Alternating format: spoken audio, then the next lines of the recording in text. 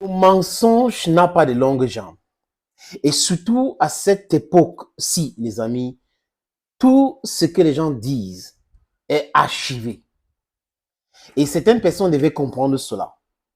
Toutes les déclarations faites, les amis, à la place publique, ça passe à la radio, à la télévision, sur les réseaux sociaux, sont archivées. Et il y a M. Serine Toulou qui avait fait les déclarations en pensant qu'il répondait comme ça à Moustique Charismatique à l'époque. Quand il savait créer la tollée, hein, la non-qualif ou la disqualification, ou si vous voulez, le remplacement de l'équipe de handball par le Royaume-Uni, parce que le Cameroun n'a pas pu, ou l'équipe n'a pas pu eu des visas pour la destination Hongrie. Et beaucoup de personnes, les influenceurs, les influenceuses, les journalistes, les blogueurs avaient fustigé ce qui s'est passé et ont accusé clairement le ministère des Sports et de l'Éducation physique. Et on avait posé beaucoup de questions à cette époque pour comprendre pourquoi ces ministères tournent autour de Lions indomptables et oublient d'autres disciplines sportives.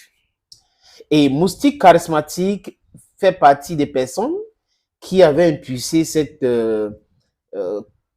contestation, je veux dire, c'est blâme, donc c'est lui qui avait démarré cette histoire et avait commencé à blâmer le ministère. Et le conseiller numéro 2 du ministère de Sport et l'Éducation physique, qui s'est transformé aujourd'hui, au vu su de tout le monde, on voit tout ce qui se passe aujourd'hui autour des Lions indomptables et autres, que ce ministère est beaucoup plus intéressé dans l'équipe nationale, Fagnon A. Non, toutes les équipes nationales, non, c'est pas leur dada.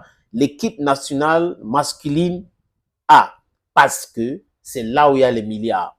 Vous comprenez, les amis. Et Serine Toulou, le conseiller technique numéro 2 au ministère, avait déclaré ceci, les amis. Il avait écrit. C'était en réponse à Moustique Charismatique.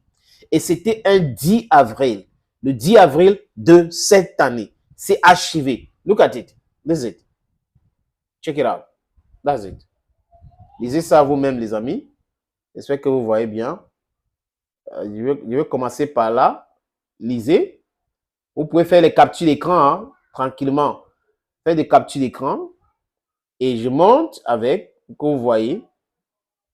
Voilà donc ce que M. Toulou avait écrit en réponse à Moustique Charismatique.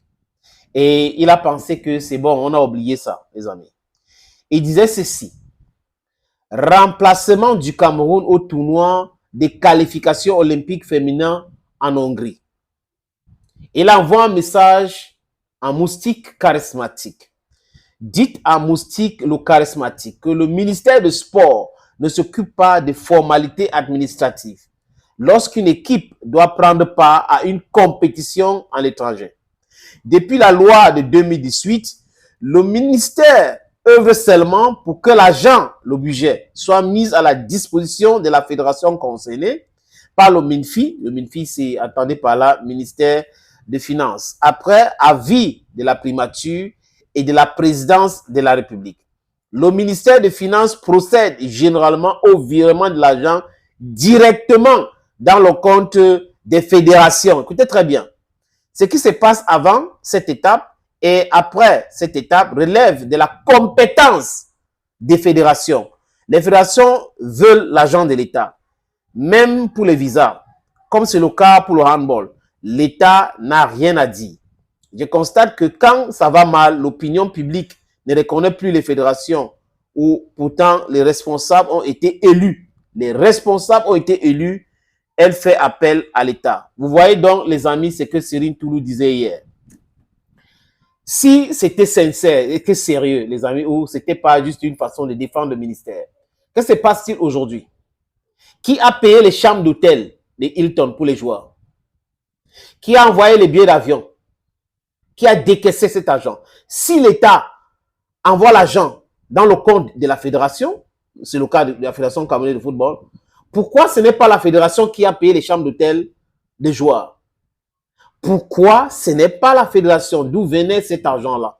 On a fait comment? Parce que le décret de 2014 dit que sur les dépenses de l'équipe nationale ou des équipes nationales, c'est le président de la fédération qui décaisse l'argent. Donc, le MINFI envoie l'argent dans la caisse de la FECAFOOT et la FECAFOOT, à travers son président, signe que oui, c'est ici pour les billets d'avion, c'est ici pour les hôtels. Voilà exactement comment ça devrait se dérouler. Pourquoi donc aujourd'hui, on voit tout autre chose, les amis? J'ai même appris que les joueurs sont en train d'acheter l'eau à boire avec leur propre argent. Où est passé dans le budget dédié à cela?